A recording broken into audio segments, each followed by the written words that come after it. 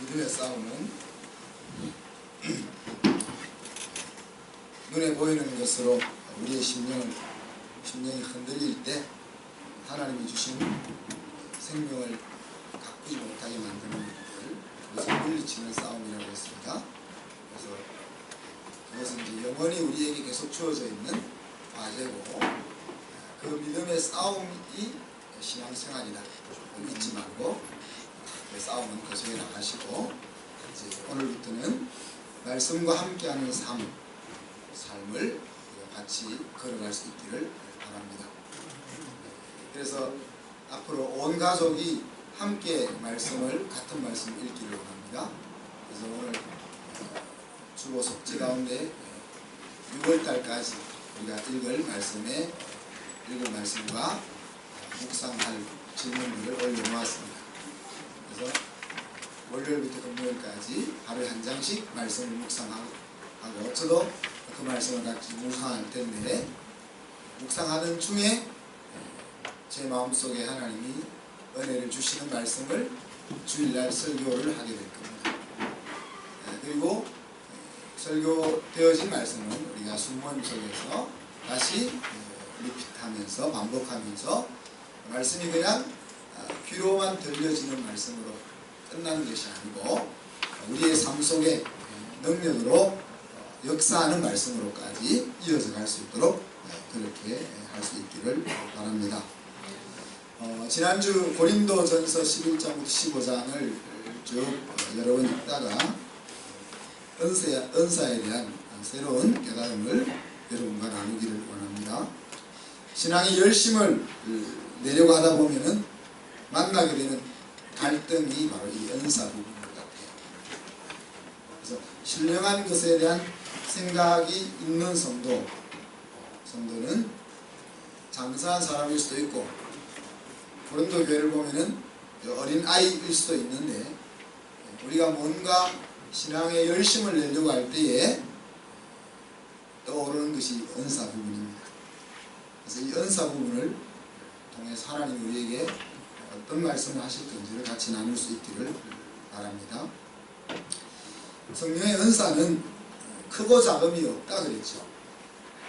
오늘 말씀해 본 성령께서 자기 뜻대로 주시는 것이 은사이기 때문에 누구에게는 큰 선물을 주고 누구에게는 작은 선물을 주고 하는 것이 있을 수가 없음을 우리가 알 수 있습니다. 오늘 바울은 그렇지만 고린도 교회 성도들이 은사의 크고 적음을 생각하고 있었기 때문에 너희들 생각대로 하자면, 너희들 생각대로 큰 것을 따지자면 하면서 순서를 28절에 보면 매겨놨죠.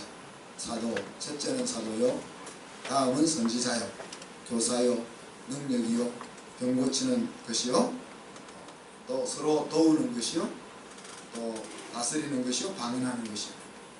은사의 크고 작음을 말할 수 없는 거지만 너희들의 방식대로 하자면 이런 식으로 은사의 크기를 순서를 정할 수 있지 않겠냐, 그렇게 이야기했습니다.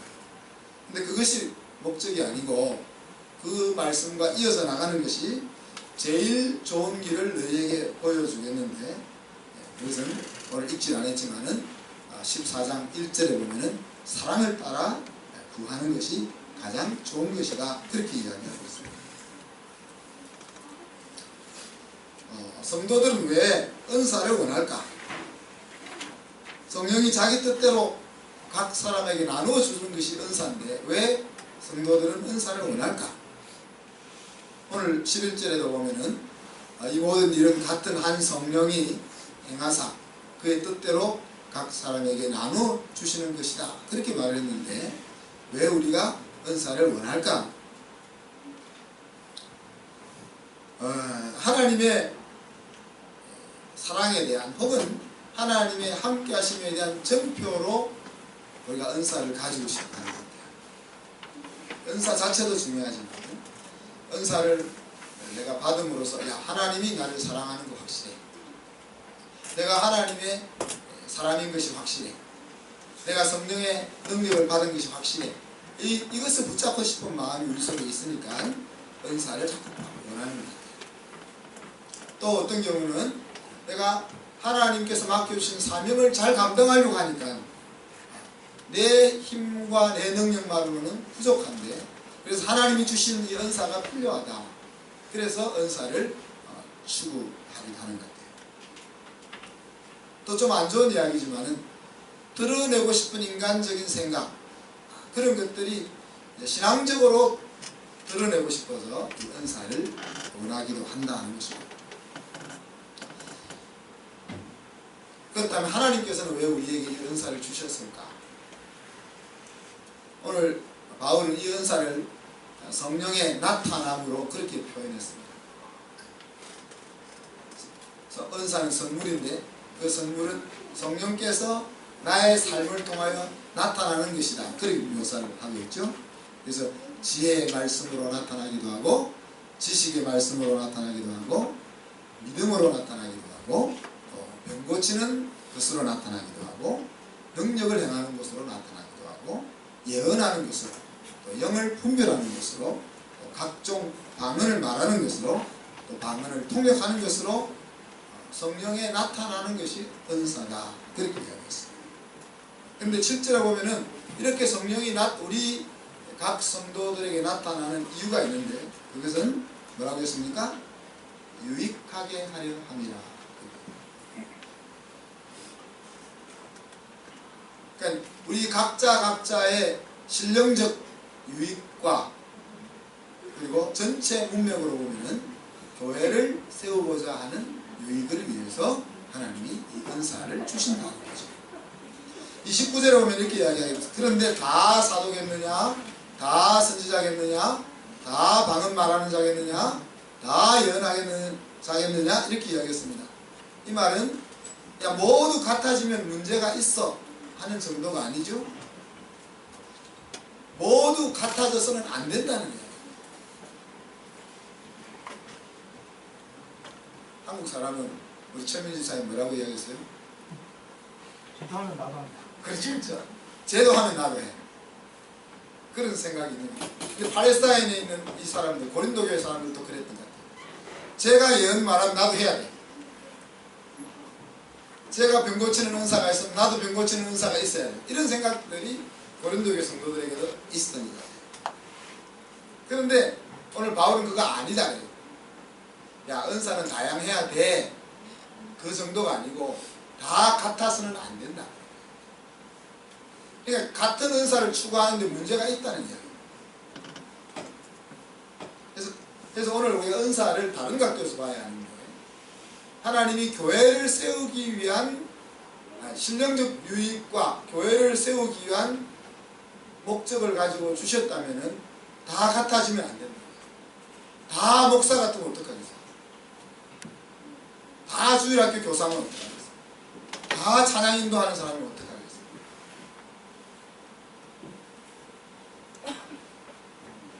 뭐 다 그럴 수도 있겠지만 그래서 바울은 우리 몸을 빌어서 이야기를 했습니다. 다 교사면 어때? 이럴 수도 있잖아요. 우리가 뭐 다 교사면 좋지, 다 찬양되면 좋지 이렇게 말할 수 있는데 다 눈이면 어떻게 돼요? 다 손이면 어떻게 되는 거예요? 다 입이면 어떻게 되는 거예요? 사람이 아닌 거죠. 교회를 유기체로 볼 때 다 방언 말하는 자이면 안 된다는 거예요. 다 교사면 안 된다는 거예요. 다 예언하는 자면 안 된다는 거예요. 그래서 하나님의 뜻대로 주시는 거예요. 우리의 뜻대로 줄 것 같으면 우리는 순서를 매깁니다. 나는 이것이 더 크게 여겨지니까 나는 이것을 가지고 싶고, 나는 이것이 더 중요하게 여겨지니까 나는 이것을 원해. 그렇게 되어 있습니다. 그렇지만 하나님은 교회를 세우기 위해서 다 같은 은사여서는 안 된다. 이렇게 다 같아서는 안 되는데, 근데 모두 가져도 된다는 것이 조금 뭡니까? 사랑이죠. 은사는 다 같으면 안 되는데, 다 같아도 된다. 다 같아도 된다는 정도가 아니라 다 가졌으면 좋겠다 하는 내용이 있습니다. 그것은 사랑이라는 거죠. 오늘 31절 말씀을 다시 한번 해석을 해보면 두 가지로 해석해 볼 수가 있습니다. 하나는 명령법으로, 하나는 직설법으로 해석할 수 있다고 했습니다. 명령법으로 해석한다면 명령하거나 부탁할 때 라고 말할 수 있겠죠. 그럼 이제 우리가 지금까지 잘 알고 있는 해석입니다. 야, 은사는 여러 가지가 있어. 그런데 순서대로 말하자면 방언은 끝에서 두 번째야. 근데 너희는, 그러니까 너희는 더 크고 드러나는 은사를 사모해라. 그 중에 제일 드러나는 은사는 사랑하는 것이 사랑이다. 그렇게 해석이 될 수 있는 거예요. 그런데 명령법을 해석하면 그렇게 해석이 되는 거예요. 그리고 대부분 이렇게 우리가 이해하고 있죠. 그런데 이것을 직설법으로 해석하면은, 직설법은 서술하는 것이나 상황을 설명하는 거예요. 그러면은, 야, 교회는 여러 가지 은사를 가진 성도가 있고, 그래서 몸이 교회가 완성되는데 너희는 어찌해서 더 높아 보이는, 더 드러나 보이는 그런 은사를 받고자 하느냐. 그러나 이제 내가 교회를 세우는 은사보다 더 좋은 길을 보여주겠다. 그것은 사랑이다. 이렇게 이제 설명을 할 수가 있는 거예요. 그래서 우리가 이 31절의 부분을 이렇게 두 가지로 해석할 수가 있는데, 어떤 해석이 더 하나님의 생각과 같을까? 은사는 받기도 하고 받지 않기도 하죠. 선물이니까. 하나님이 주시기도 하고 주시기도 하고 안 주시기도 하고 라고 말하면 좀 하나님이 다르게 주신다 그렇게 생각합니다. 각자에게 주시기는 하지만 각각 다르게 주신다 그렇게 생각할 수 있죠. 그러나 사랑은 예수 믿는 사람이라면 모두 맺어야 되는 성령의 열매인 거죠. 내가 예언의 은사가 없다고 해서 내가 하나님의 사랑을 받지 않는 건 아닙니다. 하나님이 딸이 아닌 것은 아니에요. 내가 병 고치는 은사가 없다고 하나님의 능력이 나에게 없는 것은 아니에요. 그러나 사랑이 나에게 없으면은 나는 하나님의 제대로 된 사람이 아닌 거죠. 그래서 사랑은 은사가 아니라 그리스도인의 특징인 거예요. 하나님이 누구에게만 특별히 주는 선물이 아니라 모든 자기 자녀의 삶 속에 그 자녀의 인생이 풍요롭고 행복해지기 위해서 모든 자녀의 삶 속에 뿌리로 베이스로 깔아주시는 것이 사랑이라는 거죠. 방언이 문제가 되어서 교회가 시끄러운데, 그래서 그 방언을 지혜롭게 사용할 것을 편지로 쓰고 있는 바울이 은사의 순서를 알려주면서 경쟁을 독려했을 리가 만무하죠.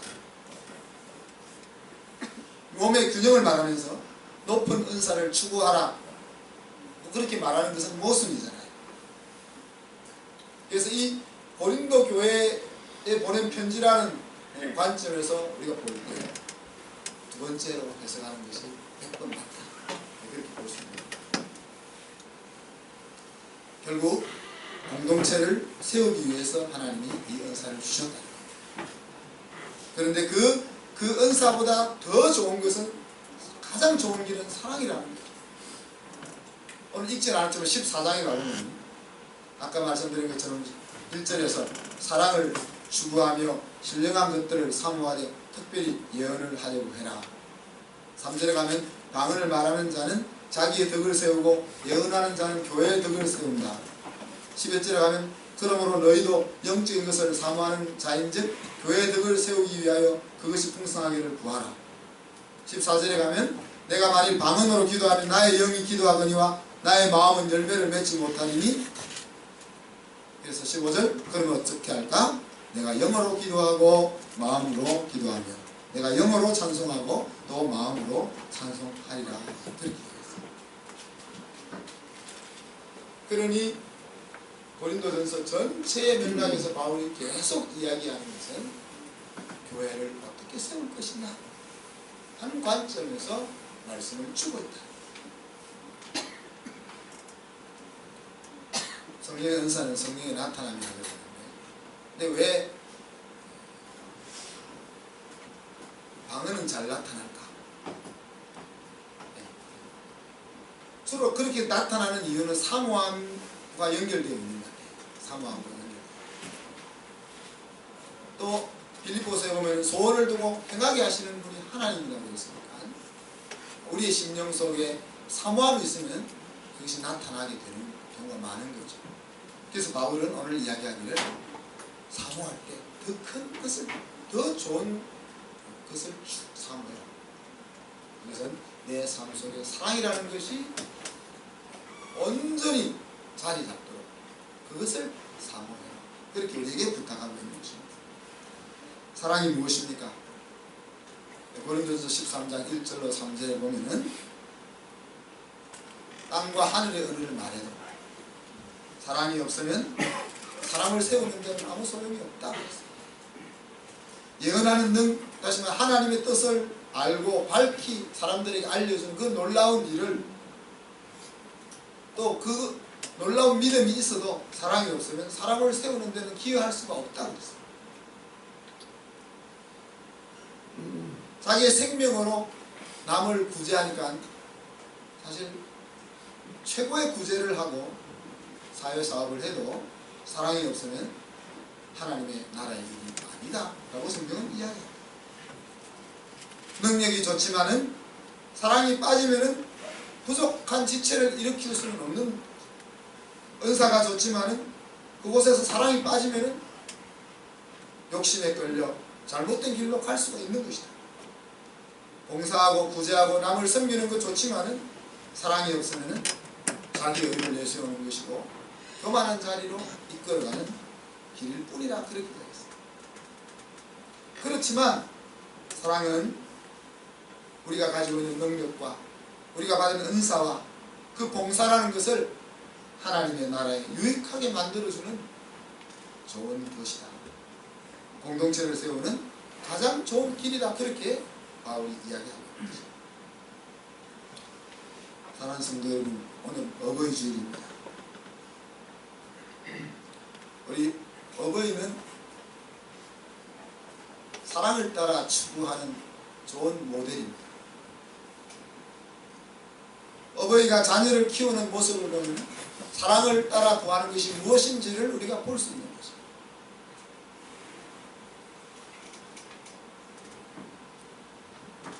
오늘 이 은사를 주시는 그 말씀의 바탕은 공동체라는 바탕 속에서 주고 있습니다. 다름과 하나됨이다. 공동체 속에서 다름과 하나됨이라는, 다름이 있어야 세움이 된다는 거예요. 우리가 앞에서 이야기하면서 다 같으면 안 된다. 다 같으면 세움이 있을 수가 없는 거예요.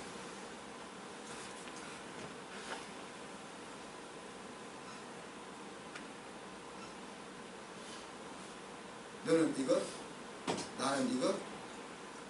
그래서 우리는 요것, 이렇게 하나님의 계획인데요. 너도 이것, 나도 이것. 똑같아야 되는. 그래서 적은 무리의 길로 가는 것에 대해서 자꾸 두려워하는 그런 우리의 신념을 우리가 바로 잡아야 됩니다.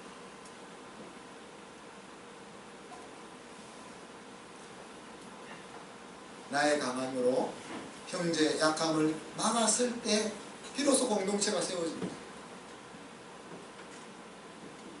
그래서 오늘 바울은 너희들이 다 같아서는 안 된다.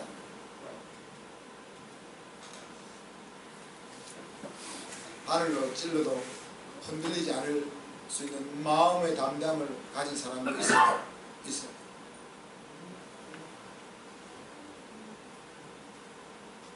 가랑잎판 흔들려도 마음이 힘든, 마음이 따스한 사람도 있어요. 그래서 강한 마음을 가진 사람이 그 약한 마음을 가진 그 약한 마음을 바로 도와줄 때, 그 따스한 마음을 가진 사람이 강한 마음을 가진 사람을 도와줄 때, 지식을 가진 사람이 지식이 부족한 사람을 채우려고 나아갈 때, 그때 공동체가 세워진다. 그렇기 때문에 하나님은 은사를 다양하게 주신 것이고, 그 다름이야말로 공동체가 제대로 한 몸이 될 수 있는 비결이다. 다르기 때문에 힘든 것이 아니고 다르기 때문에 좋은 것이라는 생각을 우리가 가지고 하나님은 그렇게 하십니다. 근데 우리는 그러지 못할 경우가 많습니다. 생각이 다르면 나와 대적하는 사람이라고 여겨질 때가 많습니다. 취미가 다르면 같이 안 하고 싶어져요. 근데 하나님은 다름이라는 것을 통해서 세움을 하려고 하십니다.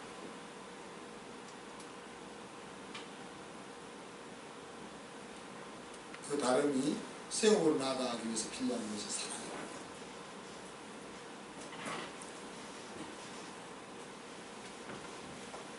이 사랑이라는 것은 내 감정의 유희가 아니라 그랬죠. 고린도서 13장에 보면 사랑은 무엇이라고 했습니까? 사랑은 사랑한다고 말하는 거야. 그렇게 안 했어요. 사랑은 따스한 마음을 주는 거야. 그렇게.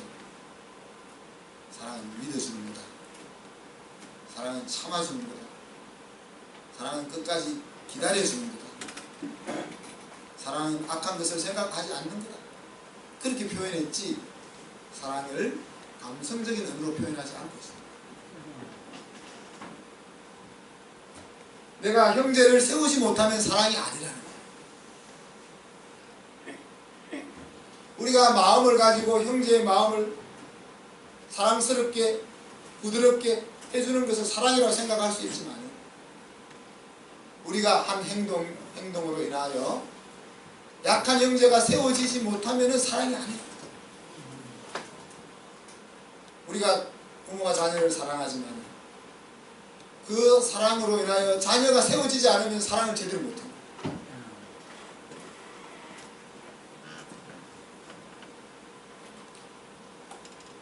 바울은 사랑은 실패가 없다 그랬습니다. 사랑은 언제까지 떨어지지 아니하나 그 말이에요. 사랑은 실패하지 않는다. 사랑은 반드시 그 목적한 열매를 맺는다는 거예요. 사랑은 반드시 그 대상을 세운다는 거예요.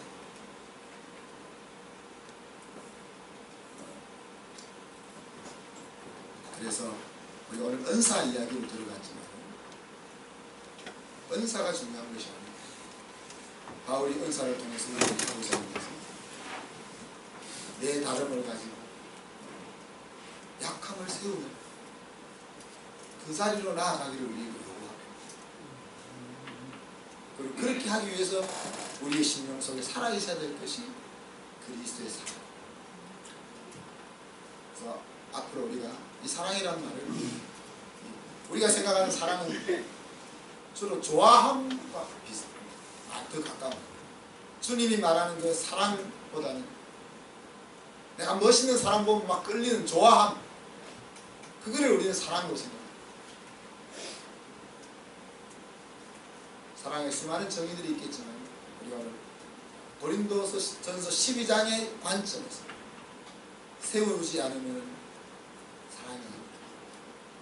그래서 우리가 우리 연약한 지체들, 연약한 지체라고 말하니까 나는 강하고 누구는 약하고 그런 말로 들리는데 그것이 아니고 내가 가지고 있는 강함이 다른 형제가 가지고 있는 약함을 세워줄 때 그것이 비로소 사랑이다.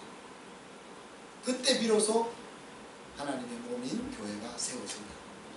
그런 것을 우리 심령 속에 간직하면서 한 주일 동안 끝까지 믿어주고 사랑으로 형제의 약함을 세워주는 그 사랑이 표현되는 한 주간이 되기를 주님의 이름으로 축복합니다. 기도하겠습니다. 하나님, 유독 다른 것이 두렵고 남의 살아가는 모습에 관심이 많은 우리 민족들이 오늘 고린도 교회 성도들이 이 은사 문제를 겪었던 갈등들이 너무나 이해가 잘 됩니다. 주님, 그러나 오늘 바울이 우리를 향하여 하신 말씀은 너희가 다 같으면 공동체는 세워질 수 없음을 역설하였습니다. 나의 강함이 형제의 약함을 세울 때 비로소 그리스도의 사랑이 나를 통하여 온전하게 되어짐을 우리가 배웠습니다. 형제를 세울 수 없으면 그것은 사랑이 아님을 우리가 다시 한번 배웠습니다. 하나님, 다름을 우리가 귀하게 여길 줄 알게 하시고, 우리 성도들이 지체들의 약함을 보며 내 강함으로 그들을 어떻게 세울 수 있을까 하는 것들을 서로 생각할 수 있도록 도와주시고 인도하여 주옵소서. 감사드리는 예수 그리스도 이름으로 기도합니다. 아멘.